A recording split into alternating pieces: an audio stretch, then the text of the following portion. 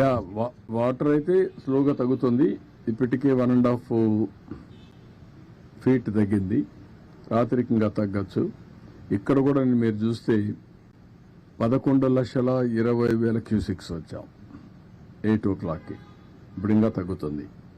కాబట్టి కృష్ణా నదిలో కూడా తగ్గింది, బుడమేరు కూడా తగ్గుతా ఉంది. అందుకని సిటీ కూడా కొద్దిగా ఈజ్ అవుట్ అవుతా ఉంది. రేపు ఎల్లుంటికి ఈ సింగ్ నగర్ కానీ పరిసరాల్లో కానీ నీళ్లు బాగా తగ్గితే ఈజ్ అవుట్ అయిపోతుంది. We are working on that.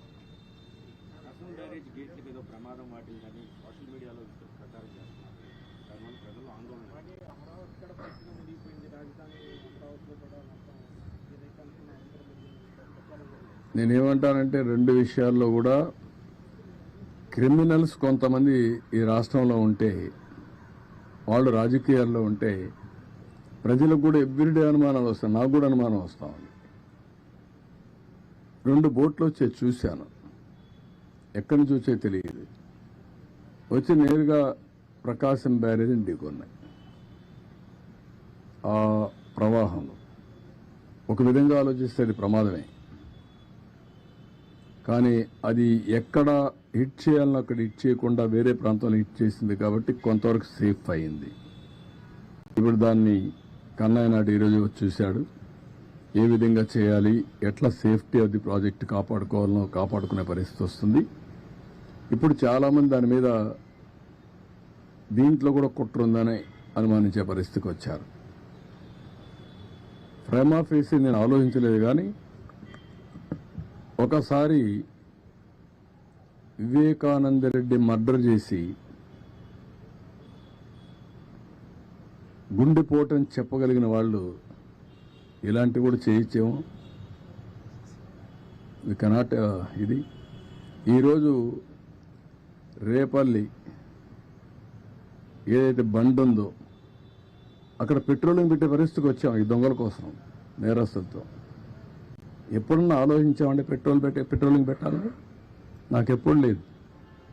1-2 సార్లు పెట్రోలింగ్ ఎందుకు పెట్టానంటే, నాగార్ సాగర్ లెఫ్ట్ మెయిన్ కెనాల్లో రైతులు నీళ్లు రానియకుండా ఉంటే సమైక్య ఆంధ్రప్రదేశ్లో ముఖ్యమంత్రిగా చివరి భూములకు నీళ్లు తేవడానికి పెట్రోలింగ్ పెట్టి డిఎస్పీని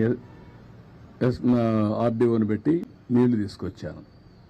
నవ్ క్రిమినల్స్ ఎవరైనా కానీ బ్రీచెస్ చేస్తారేమో అనే భయంతో ఇప్పుడు పెట్రోలింగ్ పెట్టమని చెప్పాను నేను డీజీపీకి, ఇప్పుడు సిఎస్కి ఇద్దరికి. What is the fate? Amaravati ఎందుకు పనిగట్టుకొని మీరు ప్రచారం చేస్తున్నారు మునిగిపోయిందని? మీరు చూడండి, ఒక విష ప్రచారం వైఎస్ఆర్ కాంగ్రెస్ పార్టీ దానికి సంబంధించిన బ్లూ మీడియాలోనే స్టార్ట్ అవుతున్నాయి. ఇదే పని పెట్టుకున్నారు. ఇదే పని పెట్టుకొని ప్రతి ఒక్క దాన్ని విష ప్రచారం చేస్తూ మభ్యపెట్టే విధంగా చేసే పరిస్థితి వచ్చారు. కొన్ని ఇక్కడ ఇంకా ఎస్టాబ్లిష్ చేయలేదు, కానీ అనుమానం వచ్చే పరిస్థితి కూడా వస్తుంది. కానీ ఎవరిని వదిలిపెట్టను, చాలా ఫర్మ్గా ఉంటాం. గుడ్ల వల్లేర్లు ఏంటంటే మీ పని? సిగ్గుందా మీకు? 300 వీడియోలు ఉన్నాయా? ఇవన్నీ తీశారా? అన్ని యూనివర్సిటీలో తీస్తున్నారా? ఎవరు చెప్పాడు మీకు? అంటే ఆ పిల్లల భవిష్యత్తు అవసరం లేదు మీకు? ఓసారి అక్కడ జరిగిన సంఘటన పట్ల పిల్లలు ఆవేశంగా ఉన్నారు.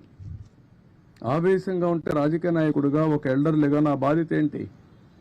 ఆ పిల్లల్ని మెప్పించి ఏం జరిగిందో జరగలేదో అన్ని ఎస్టాబ్లిష్ చేసి, జరిగితే కఠినంగా శిక్షించి, జరగకపోతే జరగలేదని చెప్పి వాళ్ళల్లో మనోధైర్యాన్ని నింపవలసిన మేము 300 వీడియోలు తీసేశారని చెప్పి ఆ 300 వీడియోలు ఉన్నాయని దేశం అంతా పంపించి డిగ్నిఫైడ్గా ఉండే ఇన్ఫ్లుయెన్సర్ కూడా పెట్టిస్తారా మీరు?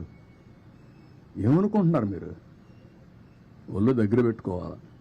ఆడపిల్ల శీలాన్ని లెక్కలేని విధంగా మీ ఒక్కొక్కరు మనం చూస్తున్న ఆ పార్టీలో ఎలాంటి చరిత్రహీనులు ఉన్నారు. ఆడబిడ్డల పట్ల ఎంత దారుణంగా ప్రవర్తించే వాళ్ళున్నారు మనం చూసాం. కనీసం వాళ్ళపైన యాక్షన్ తీసుకోకుండా ఏమీ లేనిది ఇక్కడ నెపమేసి ఆడబిడ్డల భవిష్యత్తుని అంధకారంలో పెట్టే పరిస్థితికి వస్తుంది. కబద్దారు గుర్తుపెట్టుకోండి. అందుకే నేను ఒక టాప్ లెవెల్ ఎక్స్పర్ట్స్ కమిటీ వేశాను, పోలీస్ ఆఫీసర్లు వేశాను. నిగ్గు తేలుస్తాం. అది నిగ్గు తేల్చడమే కాదు, ఆ తర్వాత ఇలాంటి తప్పుడు కేసులు పెట్టిన వాళ్ళు కూడా నోటీసులు చేంజ్ చేయాలో చేస్తాం.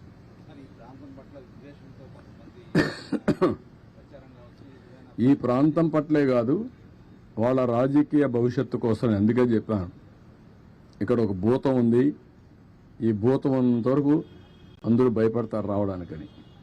అలాంటి భూతమే అతను, ఆ పార్టీ. ఇది మంచిది కాదు. నీ రాజకీయం కోసం 24 గంటలు ఇదే పని అయితే ప్రజలు ఏ విధంగా హర్షిస్తారండి?